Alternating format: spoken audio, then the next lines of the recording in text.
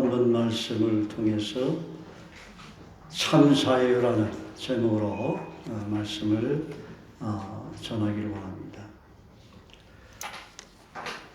이 세상에는 자유를 누리지 못하고 살아온 사람들이 많이 있습니다. 공산주의 사회에서는 지금도 정부로부터 억압받고 또 감시를 당하고 또 눌림 속에서 불안해하고 떨며 살아가고 있습니다. 그러므로 그들 가운데 민주주의 사회에서 누리는 그 자유를 갈망하며 목숨을 걸고 비밀히 국경을 넘는 사람들이 많이 있습니다. 페드릭 앤디는 이런 유명한 말을 남겼습니다. 내게 자유를 주세요. 만일 그렇지 못하면 차라리 죽음을 주세요. 자유란 생명을 걸고 바꾸리만큼 소중한 것입니다. 그렇다면 자유란 무엇입니까? 종교개혁자 요한 칼빈은 이런 말을 남겼습니다. 참된 자유는 당연히 해야 할 것을 할 수가 있고 당연히 하지 말아야 할 것을 안 할 수 있는 의지의 해방이다. 그렇게 말했습니다.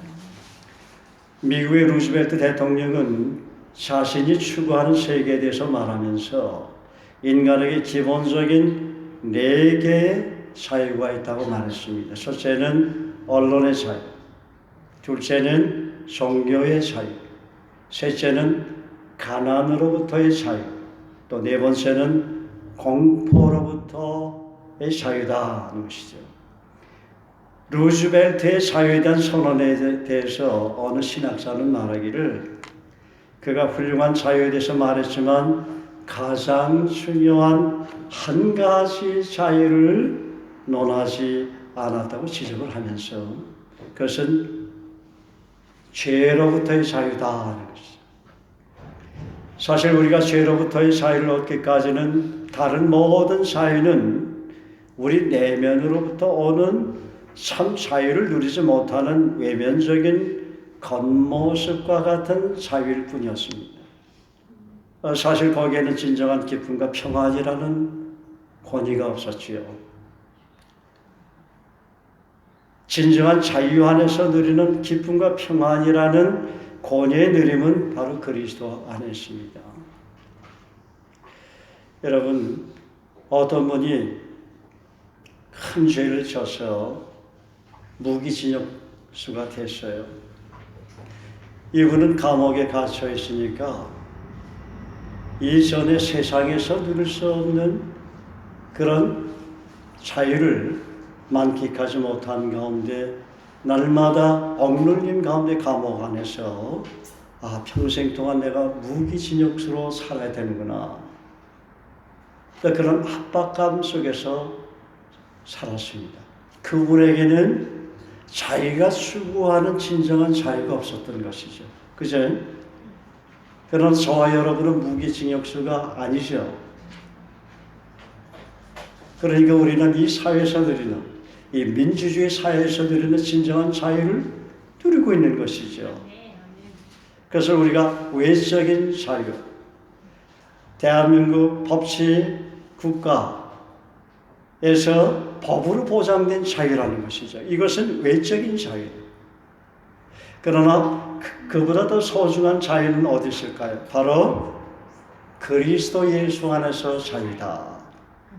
예수께서 자기를 믿은 유대인들에게 이르시되 너희가 내 말에 거하면 내 제자가 되고 진리를 알지니 진리가 너희를 자유케 하리라 그랬어요.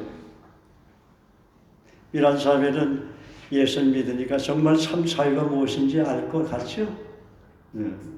예수님을 구세주로 믿고 마음에 영접했기 때문에 내 마음에 들어오신 예수님, 바로 성령 하나님께서 내게 참 자유를 주시는 것이에요. 이 세상에서 아무리 좋은 차를 굴리고 좋은 집에 살고 돈을 쓰고 싶은 대로 마음대로 썼을지라도 그것은 외적인 자유죠. 그렇지만 진정한 내면의 자유는 없어요. 어떤 분이 그런 이야기를 합니다.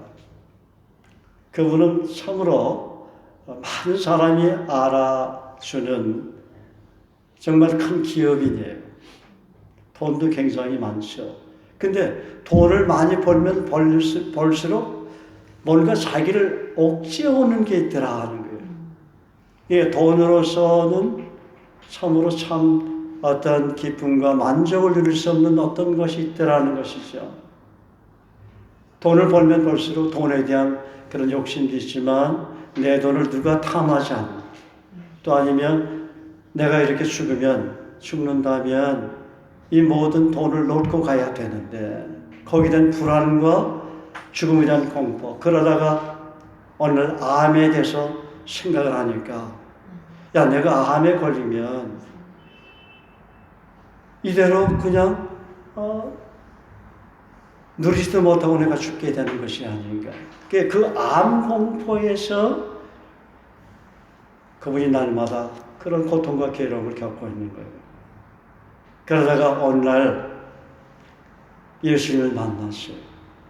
예수를 만나니까 주머니에 있던 그 부적도, 장모님이 그 부적을 보내줬는데 그 부적도 다 버리고, 그때부터 자기가 참 자유를 얻었기 때문에 내가 예수를 믿음으로 구원받은 그런 하나님의 자녀가 되었으므로 참 기쁨과 만족감 속에서 살아가고 있다고 합니다.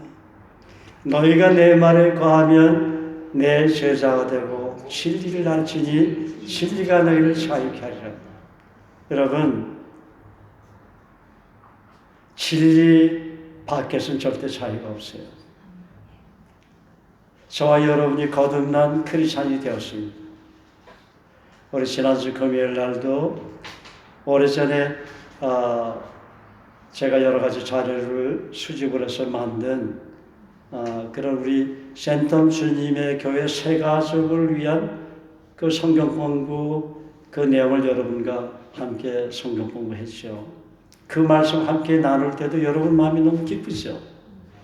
가장 알고 있는 기본적인 상식이지만 바로 예수님 구세를 믿고 영접하면 하나님의 자녀가 되고 죄사함 받고 영원한 생명을 얻고 생명책에 기록이 될 수밖에 없다는 사실을 저와 여러분이 성경 말씀을 통해서 보았어요. 그러니까 우리 금요일날 성경 공부를 하면서 그런 기쁨이 우리 마음에 가득 채워진 것을 돌아보게 됩니다.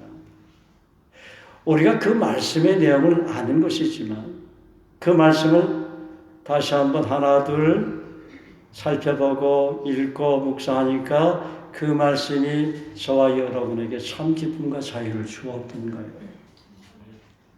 그러니까 지금 내가 너희를 좋아하면 그 은혜의 말씀께 부탁하노니 그 말씀이 너희를 능히 듣느니 세우사, 말씀이 나를 듣느니 세우사 거룩해 하심을 입은 모든 자 가운데 기업이 있게 하시라.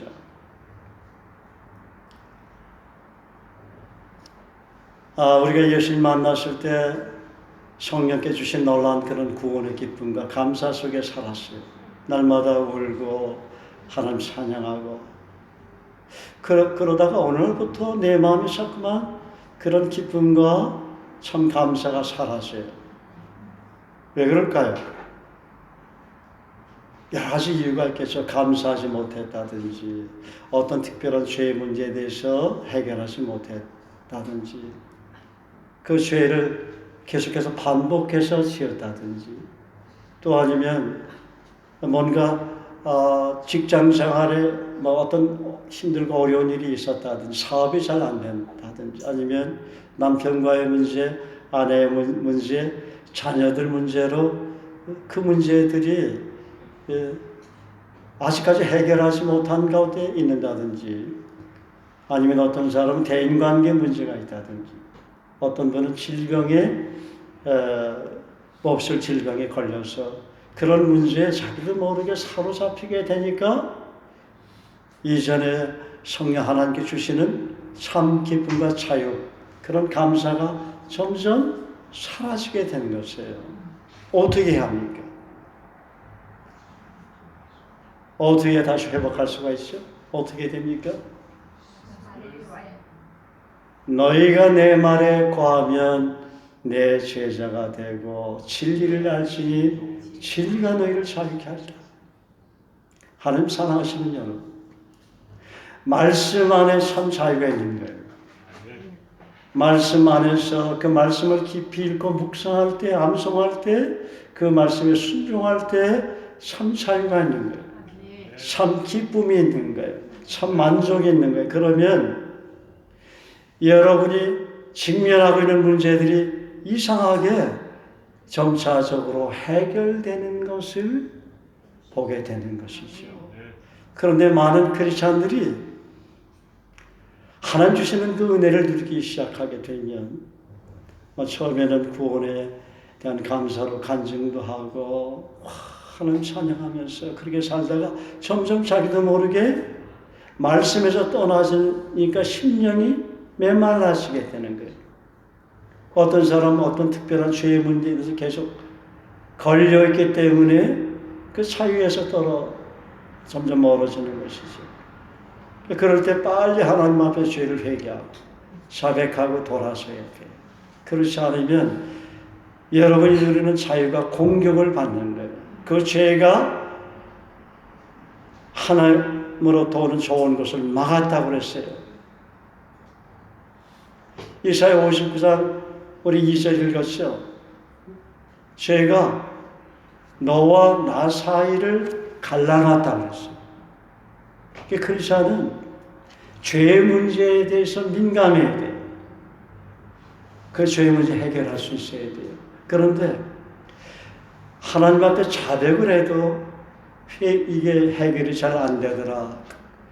말씀으로부터 멀리 떠나 있으면 해결이 잘 안 돼요. 자백을 하더라도. 그래도 말씀 앞으로 가까이 가야 돼요. 왜 그런지 아세요? 하나님 말씀이 에스겔 선지자에서 말한 내 생기를 대언하라 그랬잖아요. 불어넣어라. 내 말씀을 대언하라. 하나님 말씀이 생기이기 때문에 그래요. 에스겔 골짜기에 수많은 죽은 뼈들이 있었어요. 그런데 하나님이 저들에게 생기를, 나의 생기를 불어넣어줘라 하는 말씀이에요. 그랬을 때 죽은 뼈들이 그냥 살이 붙고 뼈가 막 살이 붙고 막 힘줄이 생기고 그러다 보니까 사람이 됐잖아요. 생명이 돼 큰 군대를 이루더라. 여러분, 돈 많이 번다고 자유가 있을까요? 아니에요. 여러분, 사업이 잘 된다고 순간은 좋아요. 자유가 있을 게 아니에요. 여러분, 직급이 올라간다고 자유가 있을까요? 아니에요. 자녀가 잘 되기 때문에 자유가 있을까요? 그게 간증은 될 수 있지만 맨날 그 노인방에서 할머니들 손자 자랑, 손녀 자랑 그때뿐이에요. 진정한 자유는 없어요. 자유는 너희가 내 말에 거하면 내 제자가 되고 진리를 알지니 진리가 너희를 자유케 하리라. 말씀 안에서 참 자유가. 우리가 이것을 명심해야 합니다. 말씀 안에서만이 참 자유가 있는 것이다. 그래서 우리가 주기도문에 보면 하늘에 계신 우리 아버지여 이름이 거룩히 여김을 받으시오며 나라의 마옵시오며 뜻이 하늘에서 이루어진 것 같이 땅에서도 이루어져. 하나님 뜻을 우리가 알려면 말씀 앞에 가까이 가야 돼요. 말씀을 깊이 묵상해야 돼. 그래야 시편 119장과 같은 그런 주옥 같은 그런 영시가 나오는 거예요. 영적인 하나님의 감동으로 기록된 그런 시편 기자 주옥 같은 시가 나올 수 있는 것이죠. 잠언도 마찬가지예요. 하나님의 감동이 솔로몬에게 임하니까 그런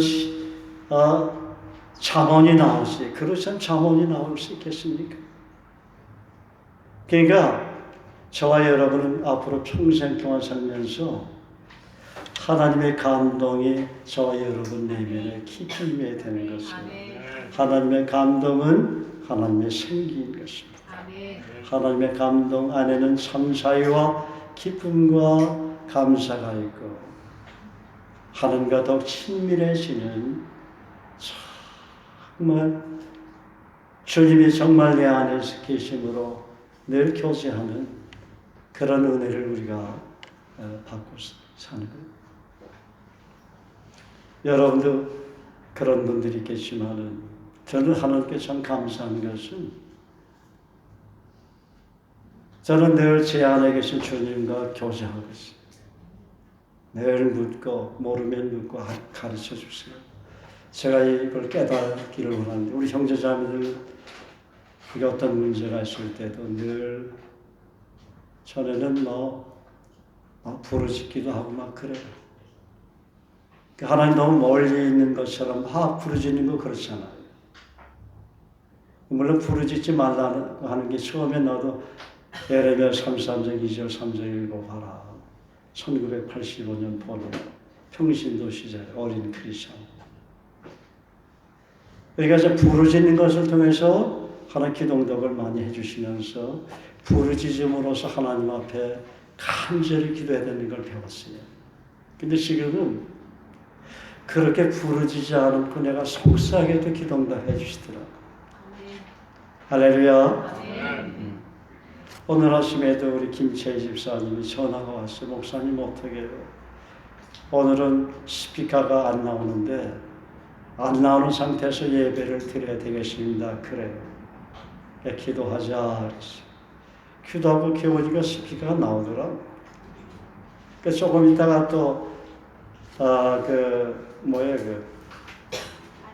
반주기가 또 안 나온다고. 그걸 기도하자 반주기가 나오다가 또 멈췄죠. 걔가 또 기도하라고 그러는 거예요. 그러니까 무시로 성령 안에서 기도해야 돼요. 그런데 여러분 틈틈이 무시로 순간마다 기도해야 된다는 것을 정말 확신 있는 사람은 하나님이 예수님의 이름으로 약속을 붙잡고 기도할 때마다 응답해 주시는 확신이 있기 때문에 기도하는 거예요. 그런데 그렇게 기도하지 못하는 것은 확신이 아직 결여되어 있는 거예요. 먼저 염려하고 걱정하고 불안해하고 그런 것이죠. 그런 확신이 있게 되면 우리가 인생을 살아가는데 그 염려들이 점점 사라지고 두려움들이 사라지는 거예요. 하나님 신뢰하기 때문에 하나님은 그런 믿음을 여러분에게 키워주길 원해요. 그래서 여러분이 믿음의 반석이 되길 원하는 거예요. 베드로처럼 장차 내가 개발하리라. 내가 내 신앙 고백 위에 내 교회를 세우리라 그랬잖아요. 그 교회를 세운다는 것은 뭐예요? 베드로가 이제 성령 님을 마음에 모시게 되고 오순절날 마가에 달아가면서 성령이 강림하죠. 그 3년 동안 열심히 주님 따랐잖아요. 제자로. 그러면서 이제 믿음의 사람으로 이제 성령을 받으니까 모시니까 발돋움 되니까 이제 내 교회를 세우리라. 그리스도는 교회 머리고 우리는 그 몸의 지체지만 많은 교회가 될 수 있는 영혼들을 내가 너에게 붙여주리라 그 말이에요. 그래서 내가 사람들에게 복음을 전하고 양육할 수 있는 것은 그런 그릇이 되어야 돼요. 있습니까? 근데 그 그릇이 되려면 하나님 앞에 늘 말씀을 읽고 묵상해야 되고 기도해야 되고 직접적으로 자기가 전도 현장에 가서 아니면 지인들에게 복음 전하면서 그들을 그리스도의 품으로 인도하는 일들을 계속 해봐야 돼요. 그렇게 안 하는데 영혼들을 붙여주지 않아요. 그냥 교회만 데려올 수는 있어요. 그렇죠? 근데 하나님은 베드로에게 내가 나를 사랑하느냐 그렇게 질문하고 내 양을 먹이라 치라 그랬어요. 여러분은 예수님 때문에 새롭게 태어난 영적인 자녀가 되었어요. 하나님의 자녀가 됐기 때문에 여러분 아이를 낳을 수 있어요, 없어요? 우리는 신부기 때문에, 영적인 신부기 때문에 다 아이를 낳을 수 있어요. 예수님은 우리의 마음 안에서 영적인 자녀를 낳으라고 맨날 우리에게 좋은 얘기를 많이 해주세요. 그런데 내 생각이, 내 감정이, 내 행동이 변화가 안 되고 항상 고딕체로 있다는 거예요. 고정되어 있다는 거예요. 움직이지 않아요. 내가 복음을 전하면 마땅히 할 말을 내가 해주리라 그랬잖아요. 내가 핍박을 받을 때도 두려워하지 말라. 내가 마땅히 할 말을 내게 가르쳐 주시라. 그런 말씀에 대한 믿음이 없는 거예요. 두려워 말라. 내가 너와 함께합니다. 놀라지 말라. 나는 내 하나님 때문에 내가 너를 굳세게 하리라. 참으로 너를 도와주리라. 참으로 나의 의로운 오른손으로 너를 붙들리라. 그런 말씀에 대한 정말 굳건한 믿음이 없는 거예요. 하나님 손이 나를 늘 돕고 있구나. 내 발걸음을 인도하고 계시. 내가 너의 갈 길을 가르쳐 보이고 주목하여 훈계하리로다. 그 말씀에 대한 믿음이 없는 거예요. 하나님 신뢰하는 믿음이 없는 거예요. 믿음이 없으니까 어떻게 불안해, 두려움이 생겨요. 조그만 문제가 생기면 이거 어떻게 하나, 내일이 걱정이 되고 1년 후까지 걱정하는 사람 있죠. 그래가지고 이제 퇴직하면은 뭐 100세를 뭐 준비한다고 준비하는 사람 있죠. 뭐 준비하는 게 나쁘다는 건 아니에요. 그렇지만 왜 그때까지 걱정하고 살아야 돼? 아들아, 내가 어디를 가서 장사하면 이득을 보겠다고 생각하는 자들아, 너는 내일 일을 알지 못하는 도다. 오늘 내가 내 생명을 데려가면 내가 생각하고 있는 장사를 해서 벌어들일 수 있다는 그 꿈이 이루시겠느냐. 그래서 우리가 날마다 숨쉬는 순간마다 내 앞에 어려운 일들 순간순간마다 우리 인간은 연약하니까 좀 어려운 일이 내게 오게 되면 걱정하고 불안하게 된다는 거예요. 그래서 순간순간마다 빌립보서 4장 6절 7절 있잖아요. 암세우니까 시작. 아무것도 염려하지 말고 오직 모든 일에 기도와 간구로 너희 구할 것을 감사함으로 하나님께 하리라. 그리하면 모든 시각에 뛰어난 하나님의 평강이 그리스도 예수 안에서 너희 마음과 생각을 지키시라. 순간순간마다 모든 염려를 하나님께 맡기고 하나님 다 해결해 주신다는 약속 아니에요. 감사함으로 기도해라. 그 말씀을 선포하는 그 자체가 감사예요. 감사라는 단어가 있기 때문에 감사하라는 거예요.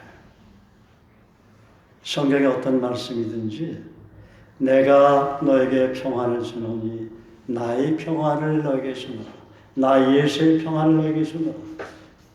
그 평안이라는 단어가 나오면 평안이 내게 임하게 되는 거예요. 그 말씀이 생기이기 때문에. 믿습니까? 정말 믿어요? 그 평안이 없는 사람은 성경에서 평안을 어딘가 조금 찾아봐야지.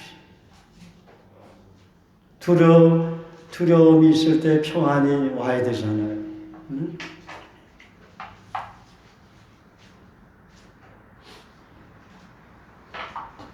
하나님의 은혜가 내게 임해야 한다. 그럼 은혜에 대해서 좀 찾아봐야지. 그래서 우리가 이름을 질 때 많은 크리스찬들이 은혜라고 많이 짓는 것 같아요. 그런데 생기라고는 내가 좀 안 들어봤는데. 생기라는 이름도 참 좋을 것 같네. 그죠? 성령의 생기. 얼마나 좋아. 그래서 자, 보세요. 그 생기가 어떻게 임하는지 아세요? 새 계명을 너에게 주노니 서로 사랑하라. 그랬죠? 내가 너희를 사랑한 것 같이 너희도 서로 사랑하라.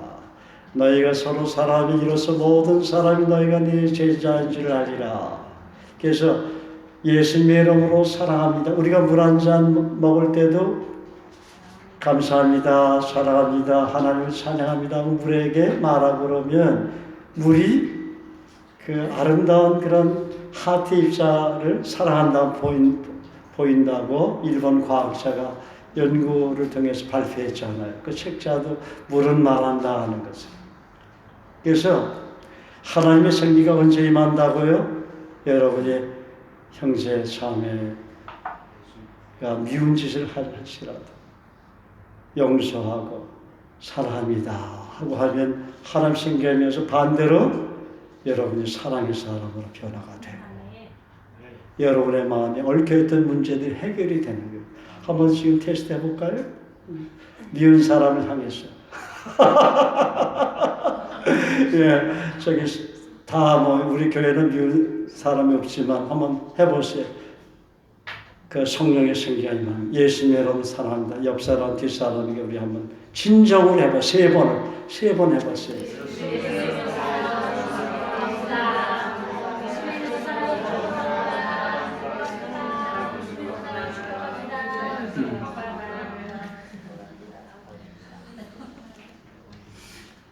자, 그럼 또 축복한다고 하면 그 축복이 내게 오겠죠? 그 축복 자체가 생기란 말이에요. 믿습니까? 다시 한번 세 번을 예수님의 이름으로 형제님을 자매님을 축복합니다. 시작.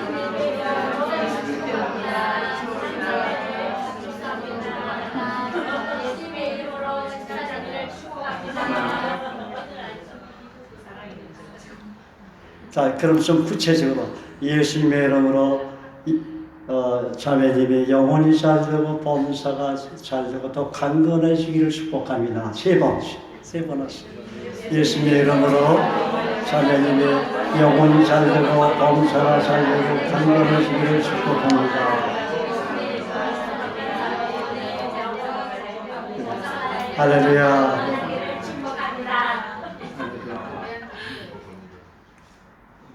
성령의 생기가 그때 임하는 거예요.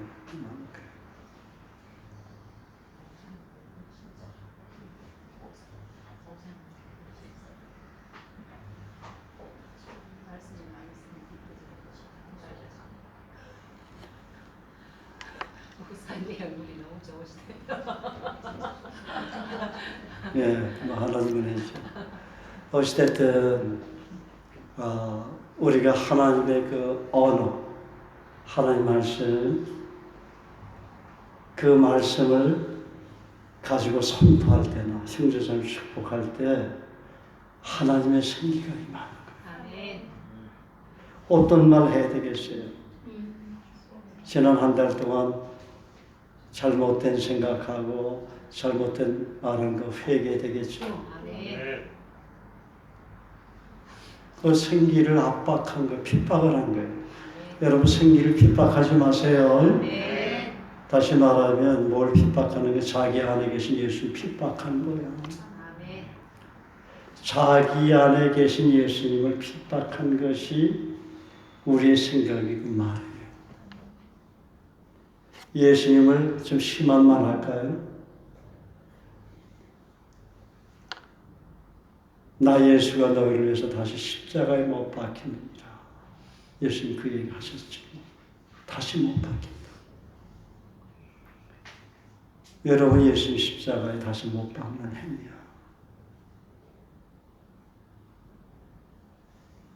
그러면 그때 예수님은 탄식하면서 기도하십니다. 성령의 탄식이라는 것이 바로 그런 의미도 포함이 되어 있어요. 우리가 기도할 바를 알지 못해서 성령께서 기도해 주신 내용도 있지만 우리가 예수님께 자꾸만 못을 박을 때 여러분 박힌 손에 더 못을 박으면 어떻게 되겠어요? 죽이는 거죠.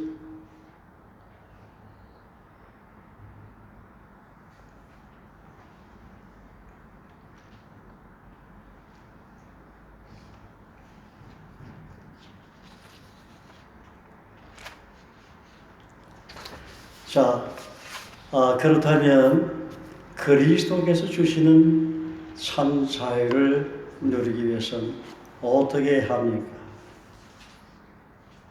갈라디아서 5장 1절과 13절은 말합니다.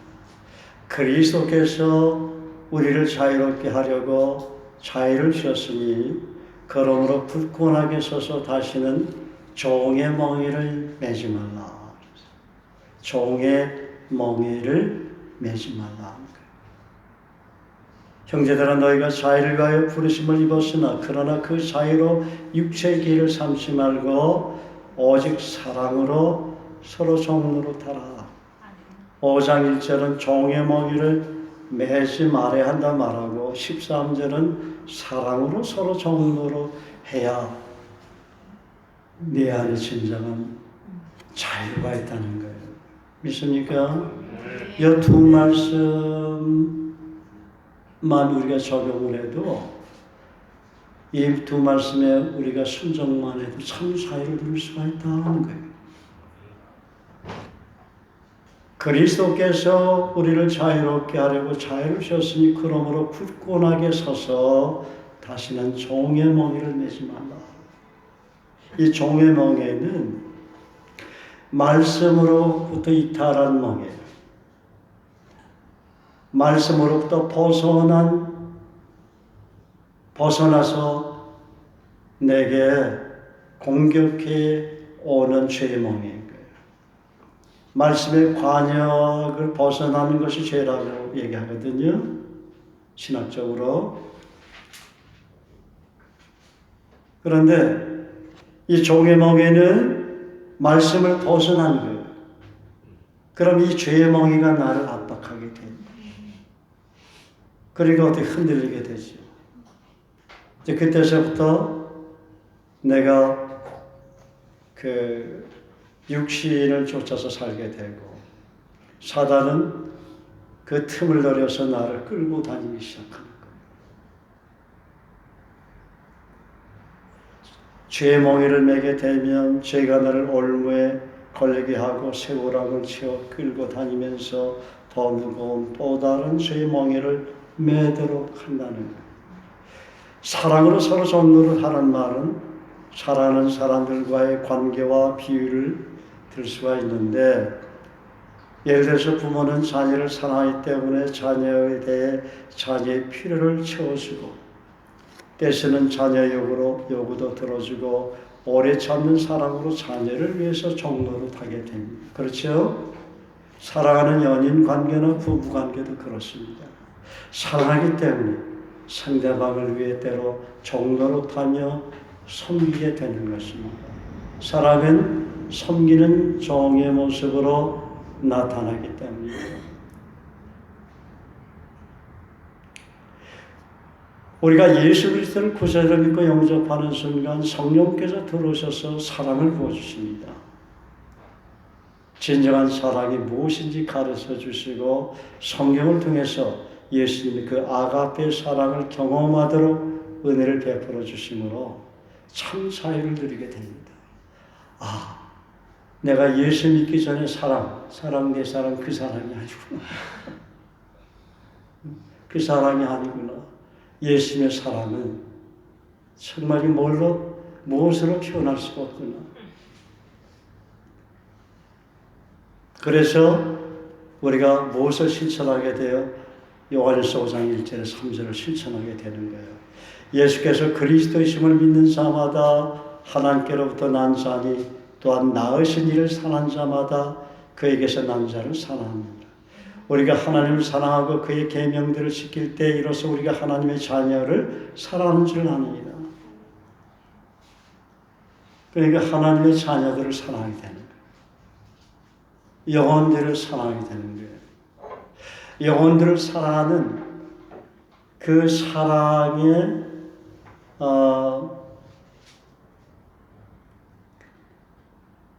넓이와 깊이와 높이가 높을수록 그분은 예수님을 닮은 사랑의 사람이 되는 것입니다.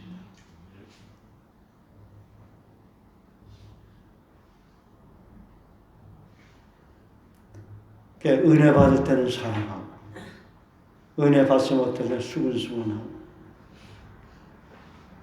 그럼 되겠어요?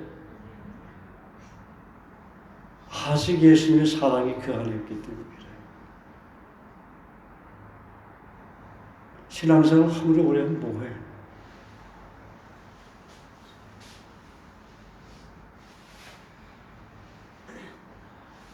기본인데. 사랑은 기본이에요. 기본기가 없으니까 실수하죠. 기본이 안 돼 있어. 제가요, 훈련소에서 훈련을 받다가 0.4격이라는 게 있어요.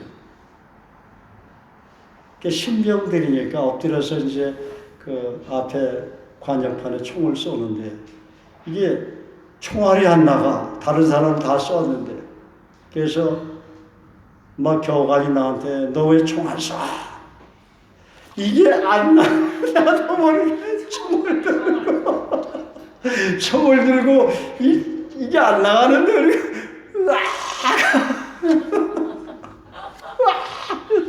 소리를 지르더라고.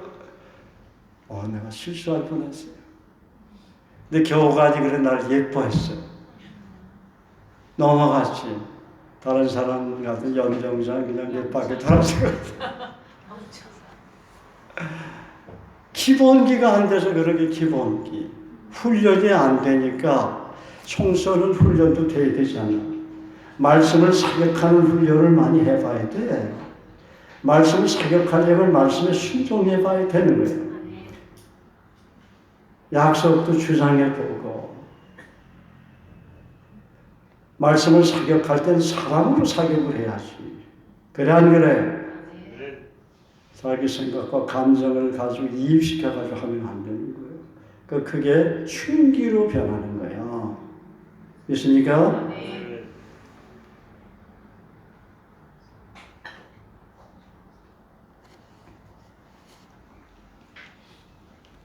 그리고 갈라디아서 5장 16절 18절은 그리스도인 교를 닮은 사람이 되기 위해서 성령을 쫓아 행하라고 말합니다.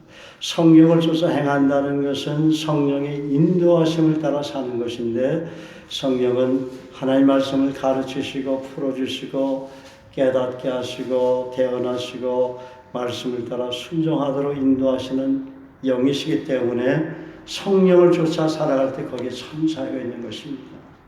그래서 갈라디아서 5장 16절에서 18절은 내가 이르노니 너희는 성령을 쫓아 행하라.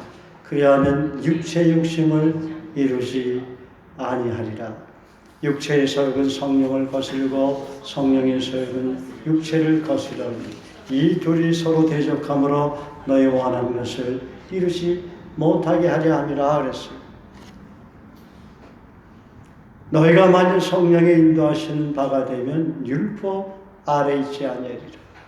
성령은 나를 도우시는 보혜사 성령 하나님이세요. 성령님의 인격과 사역에 대해서 성령은 많은 말씀으로 증언하고 있는데 몇 가지만 살펴보겠습니다. 첫째는 성령의 인치심이 있습니다. 에베소 1장 13절 14절을 보면 우리가 너무나 잘 아는 말씀입니다. 그죠? 그 안에서 너희도 진리의 말씀 곧 너희 구원의 복음을 듣고 그 안에서 또한 믿어 약속의 성령으로 인치심을 받았습니다. 이는 우리 기업의 보증이 돼서 그 얻은 것을 성령하시고 그의 영광을 찬송하게 하려 하십니다. 성령 인치심이란 예수님을 자신의 구세주로 믿고 영접할 때 영원히 죄사함 받고 영원한 생명을 얻은 하나님의 자녀로 천국 시민권자로 인정했다고 도장을 하나님이 찍어주는 거예요. 할렐루야. 예를 들어서 우리 지체들이 호주에 선교사를 많이 나갔죠. 처음에는 호주에 유학생으로 가서 또는 직업을 가지고 가서 호주 정부에서 요청하는 시민권자 자격 취득 시험에 합격해서 호주 시민권자의 라이센스를 받은 것과 같습니다. 호주 시민권을 받으면 비자를 받지 않아도 호주에 살 수 있는 것처럼 천국 시민권을 받은 사람은 하나님 나라에서 세세 무궁토록 영생 복락을 누릴 수 있는 거예요. 여러분, 대한민국 정부로부터 발행한 등록증 갖고 있는 사람이 한국에서 살 때 누가 나를 잡아가지 않나 불안해하는 사람이 있어요, 없어요? 그런데 천국 시민권을 가지면서도 내가 구원받았는가 불안해하면서 떨며 사는 사람이 있어요. 아직 베이비라 그래요. 확신이 없기 때문에. 그래서 제가 늘 그런 얘기를 한 번씩 하죠. 제자로 사람들을 말씀을 가르치고 견고하게 세우기 위해서는 첫째는 성품 개발이 중요하고 두 번째는 영혼에 대한 마음, heart of people. 그 다음에 conviction, 확신을 갖고 주님을 따르고 섬기도록. 그 확신은 다른 데 확신이 있는 게 아니고 성경 안에서 말씀을 읽고 묵상하면서 확신을 가져야 돼요. 그 확신이 강한 사람은 건강한 제자가 되는 거예요. 근데 말씀을 제대로 읽지 않고 묵상하지 않고 말씀을 경험하지 못하니까 확신이 결여되니까 막 흔들려.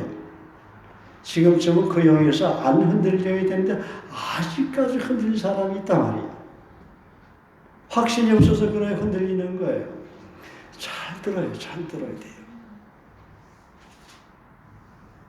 확신이 있으면 안 흔들려요. 성경은 어떤 영역이든 재정의 문제든 건강의 문제든 부모의 문제든 구원의 문제든 자녀의 문제든 직장의 문제든 결혼의 문제든 사업의 문제든 사역의 문제든 아니면 어떤 모난 성품을 교정하려고 고민하고 있는 그 영역에 대한 문제든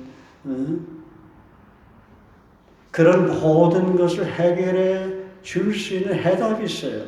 그 말씀을 찾고 그 말씀을 믿고 주장하면 성령께서 그 영역을 해결해 주면서 확신을 갖게 되는 거예요. 근데 그런 확신들이 없으니까 항상 흔들리는 거예요. 트위스트 치는 사람처럼.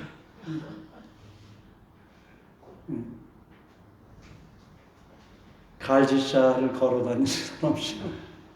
술 취한 사람 비틀비틀 봤잖아요. 보기 좋아요? 안 좋아요? 안 좋아해요. 네. 우리 교회는 술 드신 사람 있습니까? 없죠. 내가 아니까 혹시 모르죠. 스쳐서 먹는지.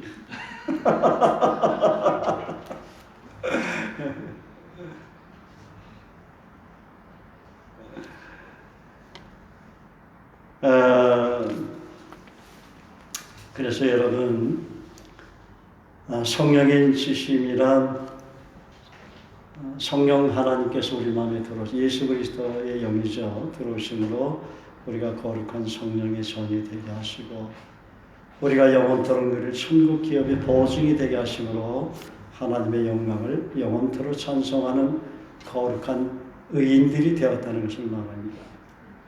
그래서 성령의 인치심이 없는 사람은 구원받을 수 없는 거예요. 구원에 대한 진정한 감사와 감격이 없기 때문이죠. 하나님 향한 진정한 회개와 찬양과 예배를 드리고자 하는 열망도 없어요. 거룩한 드림에 대한 하나님 향한 기쁨의 헌신도 없고 영광도 없어요. 이 거룩한 드림을 한번 묵상해 보세요. 한번 언젠가 시간이 되면 저도 좀 깊이 묵상하면서 하나님 기뻐 받으시는 거룩한 드림이 무엇인가 하는 것을 말씀을 전하고 싶어요. 그분에게는 성령의 깨달음도 없고 성령의 기름 부으심이 없기 때문입니다. 그러나 성령의 인치심 있는 사람은 구원을 기뻐하고 즐거워하며 자신이 하나님의 자녀가 되었다는 사실에 늘 감사합니다. 주님 앞에 나와 말씀을 묵상하고 기도하면서 말씀에 순종하기를 즐거워합니다.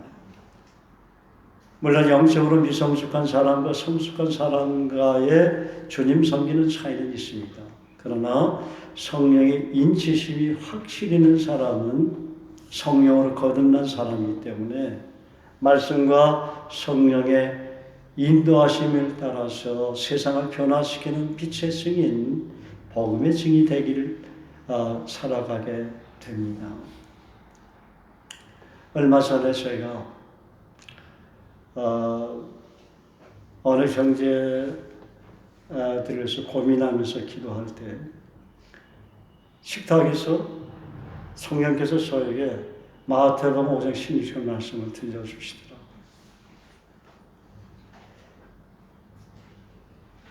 거기 보면은 이러므로 너의 빛을 비추어 저희로 너의 착한 행실을 보고 하늘에 계신 내 아버지께 영광을 올려드리게 하라는 그 내용의 말씀인데, 내가 빛의 증인 아니냐, 오래 참고 그 형제에 대해서 오래 참고 너의 착한 행실로 그가 하나님께 영광을 올려드리게 하라. 저에게 맡겨주신 형제들이라는 걸 알지만 그러나 성령께서 너는 내 사람 빛의 증인이기 때문에 저를 격려하시더라고요. 넌 할 수 있다. 넌 충분히 할 수 있다. 내가 빛의 증인이 아니면 누가 빛의 증인이 되겠느냐. 내가 도와줄 테니까 염려하지 마. 넌 할 수 있으니까. 끊임없이 말씀의 빛, 기도의 빛, 거룩함의 빛, 거룩한 드림의 빛을 쏘아라. 비춰라 하는 것이죠.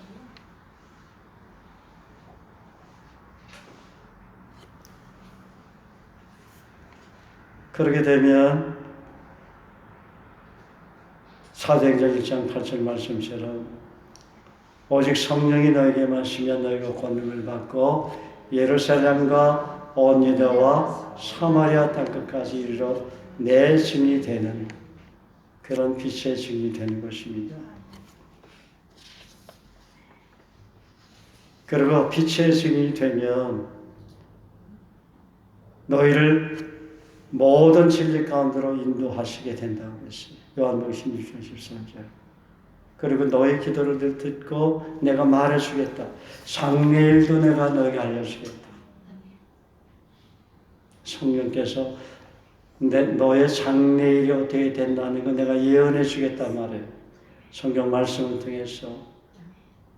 놀라운 확신이 생기겠죠? 오늘 좀 불안하고 힘들어도, 그죠? 확실한 미래를 보는 사람은 두려움이 있겠어요, 없겠어요? 없죠.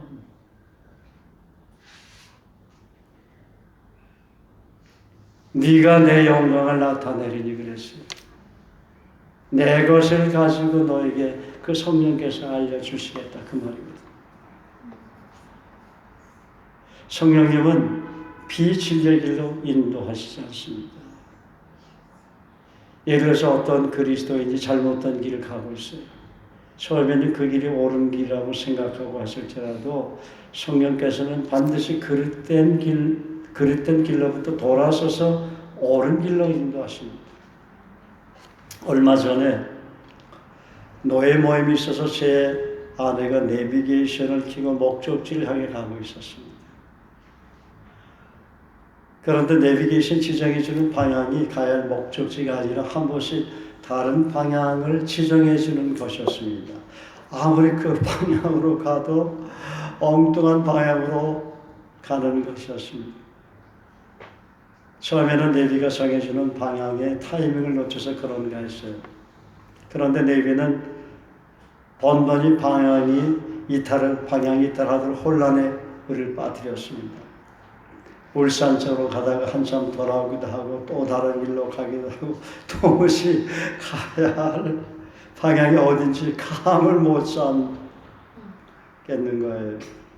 노예 예배 시간은 다가오고 마음은 더욱 초조해지고 아무래도 포기에 해야 되겠다고 녹두를 피다가도 그래도 한 번만 더 기도하자고 시편 32편 8절 말씀해 주시며 간절히 기도했습니다. 내가 너의 갈 길을 가르쳐 보이고 주목하여 훈계하리로다. 그러다가 제 아내가 이전에 그 근처에 살았던 우리 조카에게 전화를 걸어서 도착 예정지에 대해 대충 컨펌을 받게 되었는데, 컨펌 받은 그 장소에 우리 차가 벌써 달려가고 있는 거예요. 전화를 끊었는데 노예 장소로 달려가고 있는 거예요. 할렐루야. 하나님의 자동차를 옮긴 것 같아. 그 길로. 그건 정말 상상할 수 없는 일이었어요. 우리로서는. 네? 참으로 신기했습니다. 한참 헤맸고 우리 차는 전혀 다른 방향으로 가고 있다고 생각했는데 내비와 상관없이 성령께서 가야 할 옳은 길로 지름길로 시편 32장 8절 말씀대로 인도하신 것입니다. 내가 너의 갈 길을 가르쳐 보이고 주목하여 훈계하리로다. 우리는 함께 기뻐하며 찬양했습니다. 그날 참 제 아내가 차 운전은 너무 마음고생을 많이 했어요. 그래서 위로해주고 싶어서 오늘 너무 수고했다고 내가 문자를 보냈는데,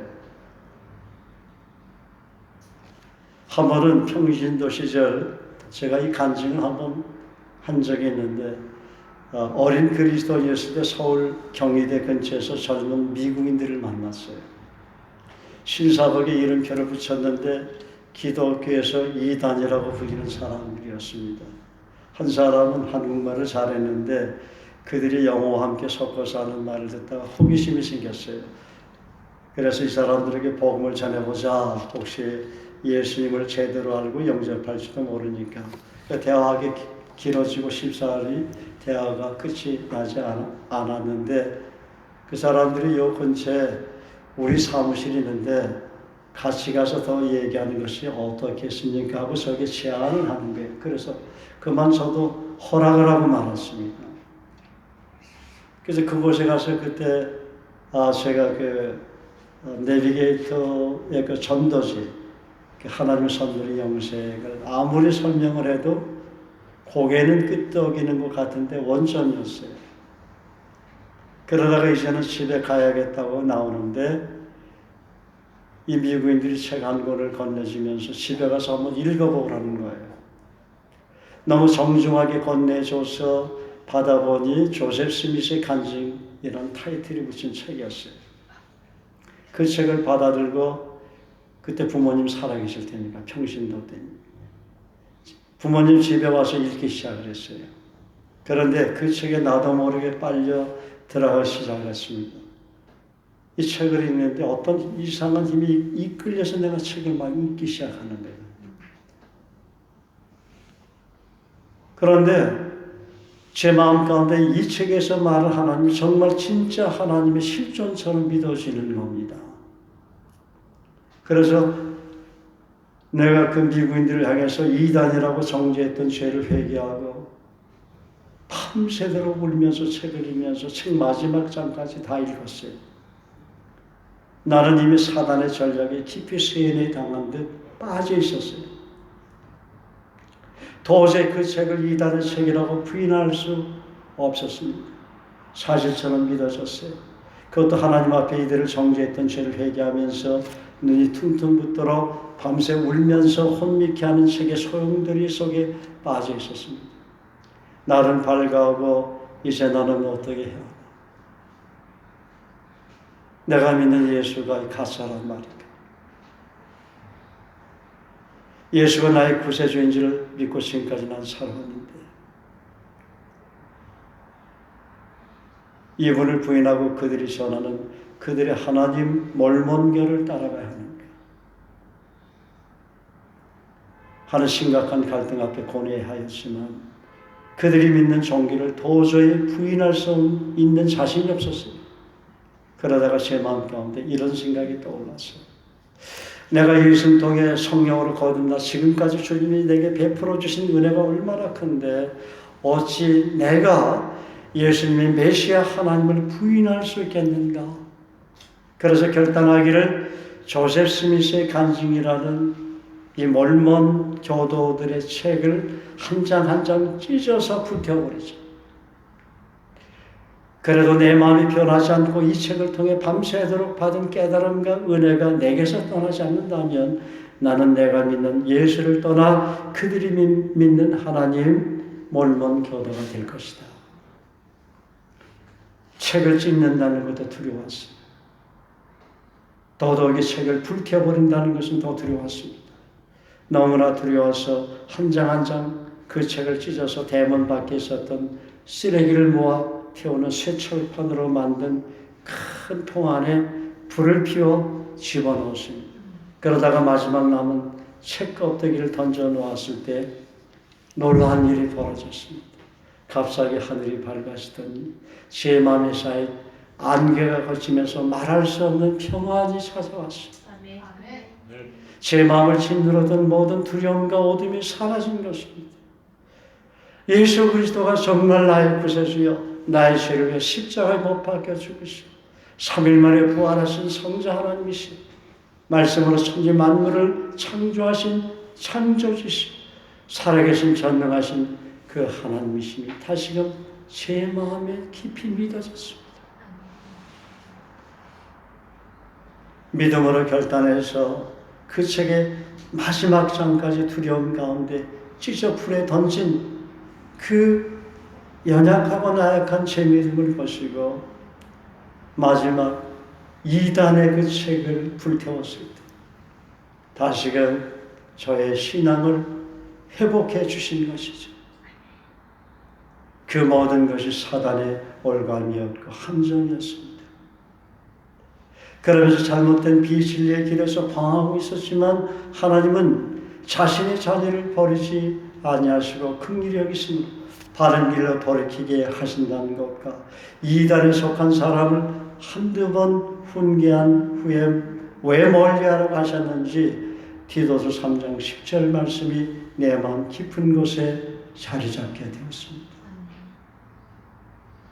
왜냐하면 어둠의 세력인 마귀의 영이 자신도 모르게 오염되기 때문입니다. 여러분 이단이 와서 성경 공부하자고 따라하면 안 돼요. 나도 당했는데 여러분 더 당합니다. 물론 저도 평신도였죠. 왜냐하면 이단의 영 감염되기 때문에 독감에 걸린 사람 하루만 살아봐요. 어떻게 되겠어요? 앞에서 얘기하고 독감 걸려요. 잘못된 사람들 여러분 주위에 있는가 없는가 살펴봐요. 그 사람을 여러분이 변화시킬 수 없으면 믿지 않는 자와 멍에를 같이 하지 말라. 그 말씀에 예수님 말씀에 순종하시기 바랍니다. 그래서 그리스도 안에서 이 교제가 중요한 거예요. 교회에서 예배를 드리고 성경 공부 열심히 찬양하고 말씀 배우는 게 얼마나 중요한지 몰라요. 그래야 치유가 되고 회복이 되는 거 믿습니까? 아침에 여러분들 주일날 아침에 성경 공부하는 그 모습이 너무나 아름답습니다. 말씀 하나를 같이 찾아면서 배우고 디스커션 하잖아. 그거 하나님이라도 하나님의 생기가 임하는 거예요. 그런 믿음을 가지세요. 할렐루야. 말씀 자체의 은혜를 받아야 돼. 우리가 죄를 지을 때 고통스러워하시고 우리가 연약해서 쓰러질 때 우리가 기도할 바를 알지 못할 때 탄식하심으로 나를 대신해서 기도해 주심으로 올바른 진리의 길로 인도하시는 성령 하나님을 찬양합니다. 에베소서 4장 30절은 말씀합니다. 하나님의 성령을 근심하게 하지 말라. 그 안에서 너희가 구원의 날까지 인치심을 받았느니라. 로마서 8장 26절은 성령께서 우리 연약함을 아시고 우리를 도우시기 위해서 탄식하심으로 친히 간구하신다고 말씀합니다. 오늘 아침에 우리 장권사님이 대표기도 하면서 이 말씀 인용했죠. 우리 이 말씀 다 암송하고 있잖아요. 이와 같이 성령도 우리 연약함을 도우시나니 우리는 마땅히 기도할 바를 알지 못하나 오직 성령이 말할 수 없는 탄식으로 우리를 위하여 친히 간구하십니다. 또한 27절과 28절은 하나님 뜻대로 성도를 위해 간구하시되 합력해서 손을 입는다고 말씀하십니다. 그 이유는 하나님의 사랑을 입은 자녀이기 때문이죠. 우리가 하나님을 사랑한 이유는 하나님의 사랑이 성령님을 통해 들어오심으로 하나님을 사랑하게 된 것입니다. 아가페 그 사랑의 스피릿이 우리 내면에 가득 차 있기 때문입니다.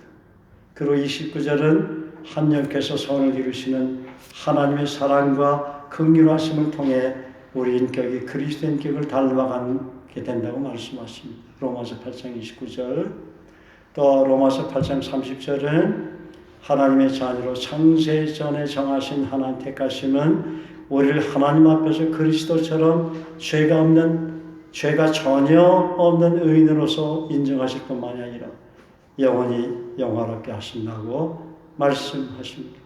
영화롭게 하신다는 것은 이 세상에 살면서 바울 사도처럼 육체의 소욕과 성령의 소욕이 서로 부딪히는 내적인 갈등과 고통, 투쟁을 통해서 성령의 9가지 열매를 맺도록 도와주실 뿐만 아니라 결국 육체의 장막을 언젠가 떠날 때 부활 승천하신 그리스도처럼 우리를 영원히 영화롭게 하신다는 것입니다. 사실 우리 안에 내주하신 성령님을 통해서 이미 하나님 나라가 우리 안에 이루어졌습니다. 여러분이 그리스도 예수 안에서 진짜 성지가 되었습니다. 예수는 베들레헴에 태어났기 때문에 베들레헴이 성지지요. 그 세상의 성지야. 그러나 성령이 여러분 마음에 들어오시기 때문에 성지가 돼요. 우리 아니라. 우리 축복합시다. 당신은 이미 예수님이 거하시는 성지가 되었습니다. 성령 하나님이 계시는 성지가 되었습니다. 성령 하나님이 거하시는 성전이 되었습니다.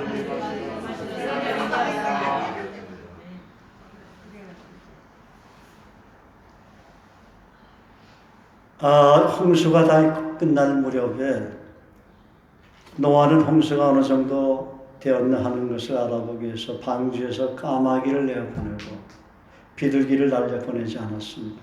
얼마 후 비둘기는 방주로 돌아왔지만 까마귀는 돌아오지 않았습니다. 까마귀가 돌아오지 않은 이유는 시체들이 떠 있는데 그 시체에 붙어가지고 시체들을 뜯어먹느라고 돌아오지 않았던 겁니다. 그러나 비둘기는 앉을 데가 없어 돌아온 것이죠. 비둘기가 앉을 데가 없는 것이 아니라 시체가 더러우니까 앉지 않았던 겁니다. 여러분, 우리 안에는 까마귀와 비둘기가 있어요. 비둘기는 주님이 주신 성품이고 까마귀는 타락한 아담으로부터 온 부패한 성품입니다. 까마귀는 까마귀가 좋아하는 음식을 요구합니다. 그렇죠? 그러나 하나님은 하나님의 거룩한 성품을 요구합니다. 그래서 성령을 따라 사는 사람이 하나님의 자녀이고 성령의 아름다운 열매를 맺게 되는 것입니다. 여러분, 까마귀 먹는 음식 먹을 수 있어요? 없어요? 없죠. 그런데 우리는 한 번씩 까마귀가 좋아하는 음식 먹고 있다고 말이죠.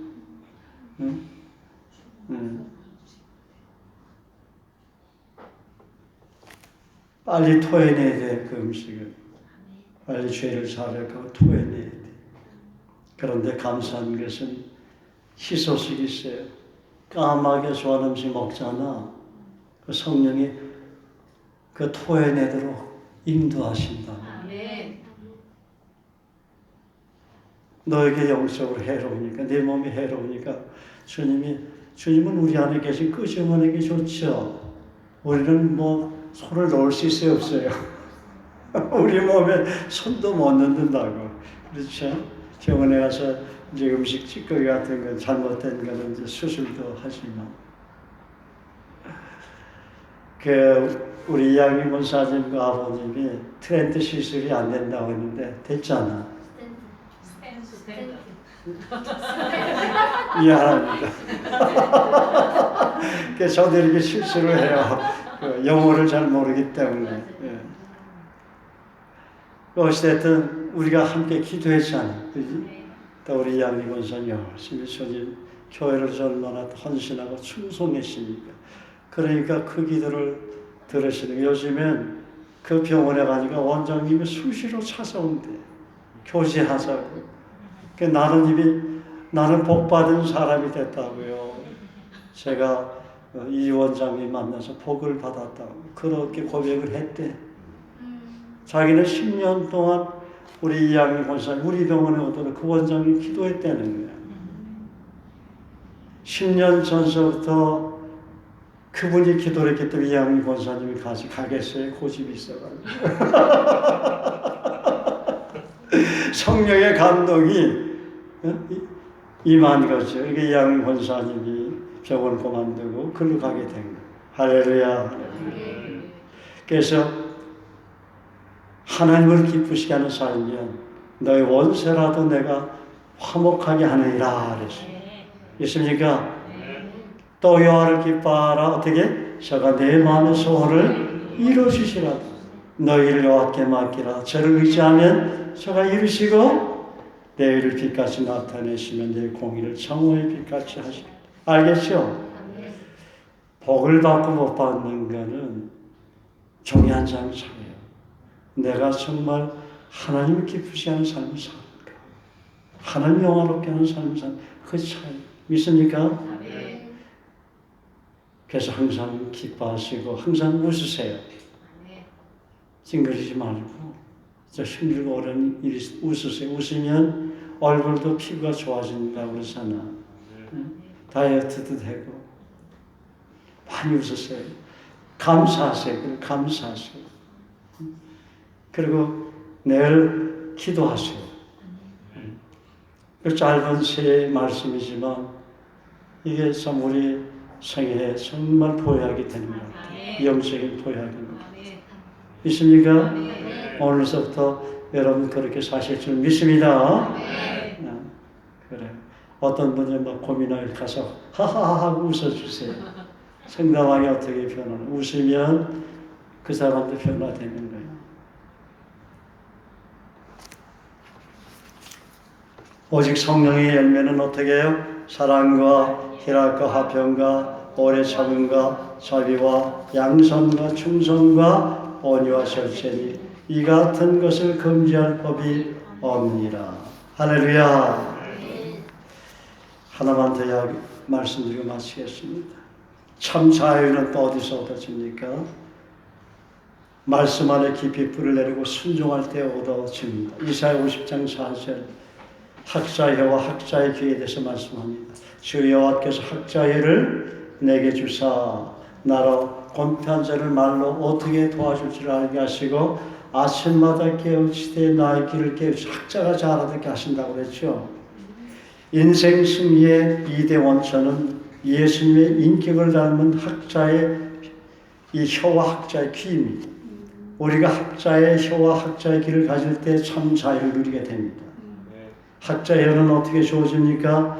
먼저 예수 말씀이 이 귀를 이렇게 열어야 합니다. 이쪽도 열고 이쪽도 열어야 돼요.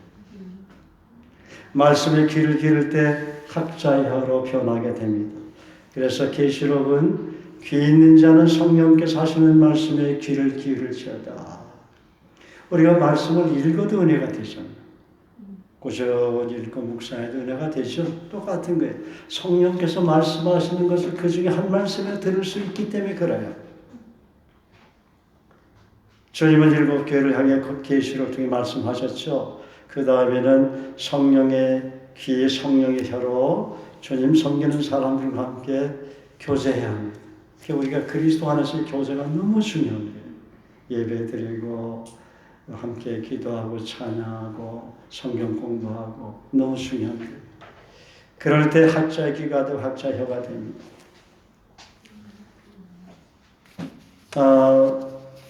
제가 이 간증은 몇 번 했지만 평신도 시절 이 말씀이 좋아서 오랫동안 이사야 50장 4절을 약속으로 수정하며 기도한 적이 있었어요. 어느 날 성령께서 길을 열어주시고 아침에 주님과 성령이 있는 교제를 하는 가운데 성령의 음성을 듣게 하시고 들은 말씀이 제 마음을 변화시킴으로 점차 성령의 음성을 전하는 학자혀가 되도록 은혜를 베푸셨습니다.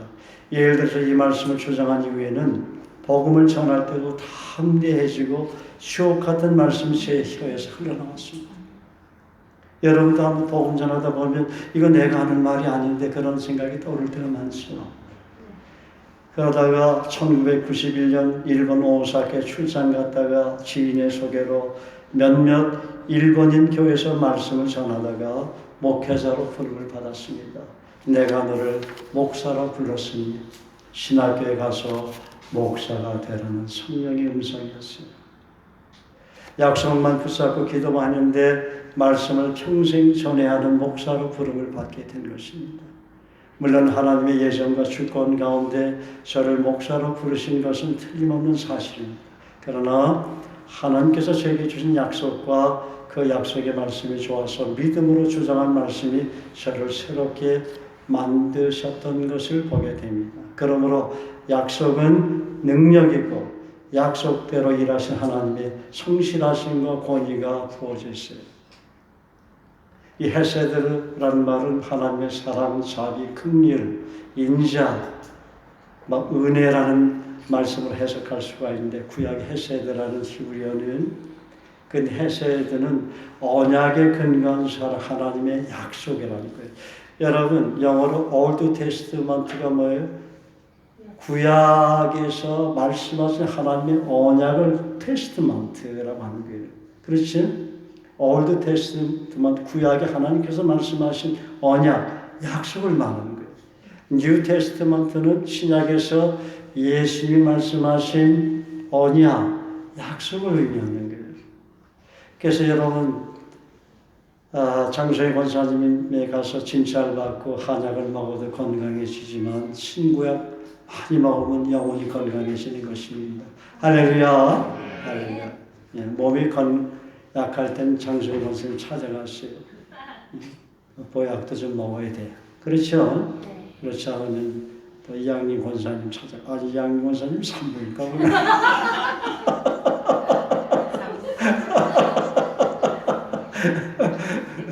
할렐루야.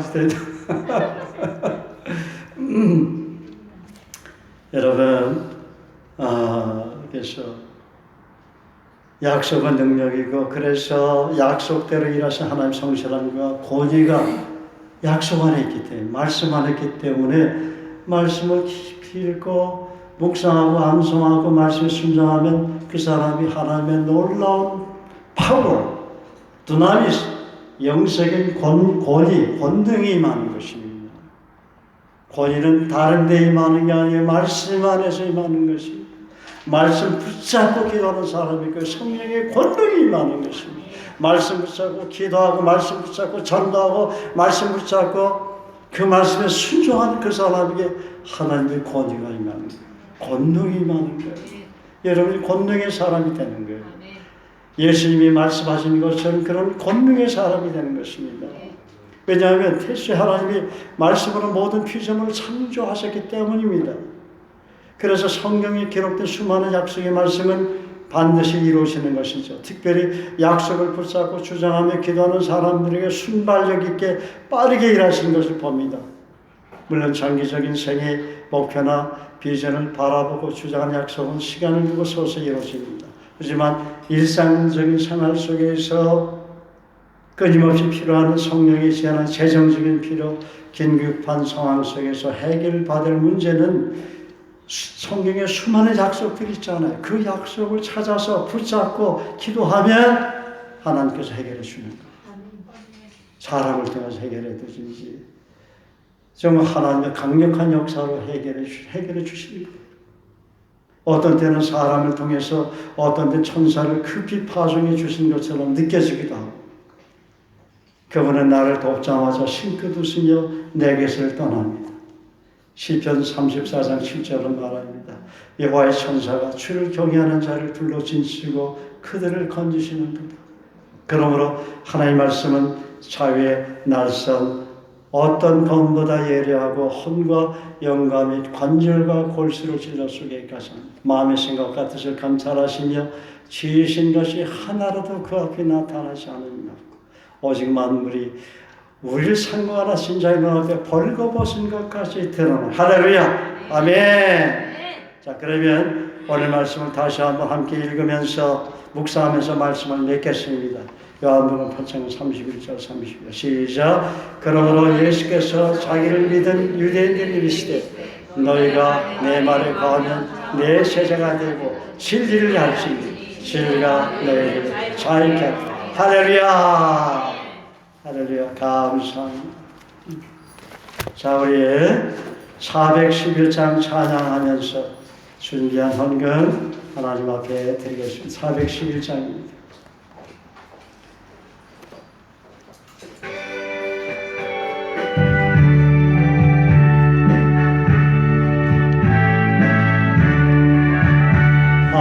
내 맘속에 잠든 평안이네 주 예수가 주신 평안 지원 닥쳐와도 흔들리지 않아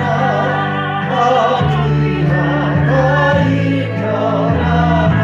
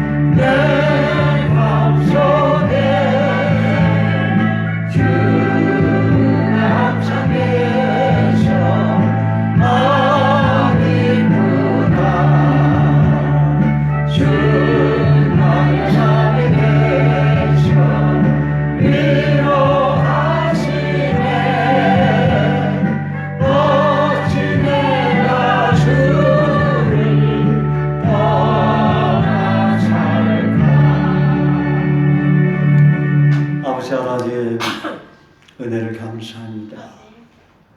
오늘 요한복음 8장 31절 32절 말씀을 가지고 진리 안에서 너희가 자유케 되리라. 참 자유라는 제목으로 말씀을 전했습니다. 아버지 하나님, 하나님 말씀만이 저희를 참 자유케 합니다. 참 해방을 누리게 합니다. 참 기쁨과 참 감사와 참 행복을 누리게 하는 놀라운 그런 은혜의 말씀을 고백합니다. 말씀 안에서 진정한 기쁨이 있고 진정한 감사가 있고 진정한 평안이 있고 진정한 행복이 있고 진정한 교제가 있고 진정한 주님이신 놀라운 은혜와 복이 있다는 사실을 다시금 말씀해 주셔서 감사합니다. 그러므로 저희가 순간순간마다 말씀 붙잡고 살게 하시고 말씀 읽고 묵상하며 살게 하시고 말씀에 온전히 순종함으로 살게 하심으로 말씀 안에서 참 사이를 누리는 하나님 앞에 참으로 그리스도인격을 닮은 행복한 그리스도인들이 되게 도와주시옵소서. 말씀 안에 저정의 모든 문제가 풀어지는 놀라운 축복의 약속이 있음을 믿고 아버지 하나님 말씀에 더 가까이 가는 저와 우리 성도들 에게 복을 내려주시기를 원합니다. 지금은 내가 곧 길이요 진리요 생명 되신 교회 머리 되신 우리 주 예수 그리스도의 은혜와 하나님의 무한하신 사랑하심과 성령님의 내주 교통 감동 위로 권면 큰 복을 주시니 오늘 예배 드리는 사랑하는 성도들 머리에와 저들의 가정과 직장과 하는 사업과 주님 섬기는 사역 위에와 그리고 우리 교회에서 파송된 선교사들을 위해 우리 센텀 주님의 교회 위에 이 지상에서 예수 믿고 구원받아 천국 백성으로서 하나님 사랑 경외하는 모든 성도들과 그들의 가정과 직장과 섬기는 교회와 나라에 지금부터 영원까지 함께 하실지어다. 아멘.